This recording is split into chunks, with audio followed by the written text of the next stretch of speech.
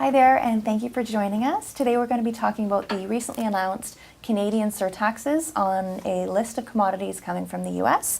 I'm joined here today by Gloria Terhar, who is our Trade Compliance Supervisor with Pacific Customs Brokers Canada. And I'm going to do my best to put on my importer hat and ask all the questions that you are needing to know in order to do business. So without further ado, let's jump into this. And Gloria, what commodities will be receiving this surtax come July 1st? I can't actually give you a list of every single item right now. We'd be talking for the next 15 minutes. Okay. The items that are going to have surtax applied to them is over 60 different tariff headings. So within those headings, there are multiple commodities that will have surtaxes applied to them. Okay, and it's broken into 3 tables as opposed to what we saw in the proposal, which was 2 tables. Yeah, table 1 is most of the steel products, and it has a 25% surtax. Tables 2 and 3 is the aluminum and other products, which have a 10% surtax applied. Okay, and how long will this surtax be imposed for? It will be imposed for as long as the U.S. imposes their tariffs. Okay, and were there any relief loopholes announced? No.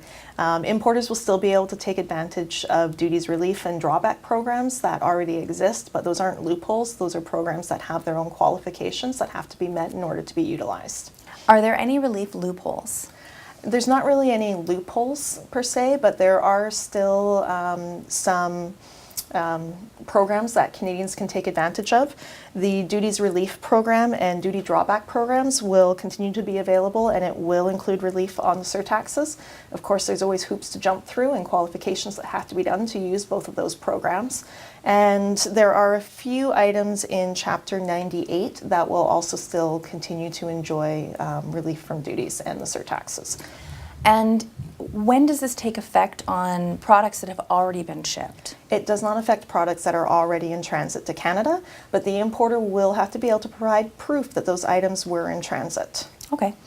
And if a product is currently experiencing duty relief, so 0 rate of duty, is this going to be 0 rated as well?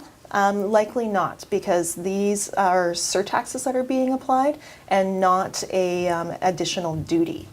So the surtax will apply to all items being imported. So it's likely that whatever your duty rate you're experiencing now, this surtax will be on top of it, depending on if it's 25% for steel or the other commodities listed at 10%. Correct. How is the surtax calculated? The surtax is calculated on the value for duty. So that is the Canadian value of the goods with any additions or deductions made to it. So you take that value for duty, you times it by 10 or 25% depending on the tariff item, and then that is the amount that you have to pay. Okay. And you mentioned that the surtax will be on those items from the U.S. How do they determine that it's from the U.S.?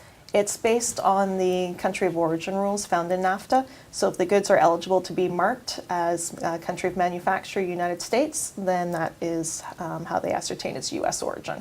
So something simple to think about it is if it was grown, produced, or manufactured in the U.S., it's likely, and also appearing on this list, it's likely it will be taxed. Yes. Okay. And how does a customs broker ensure their surtax is applied on July 1st? It all depends on your people and your technology. Okay. Ideally, you'll have the list input into your system. You're going to get warnings that this is applicable, and we then do the calculations. And for the importer, it will show up on their B3 as a CIMA calculation. Okay. And as an importer, is there anything I would need to do to ensure my customs broker is applying the surtax correctly and on time?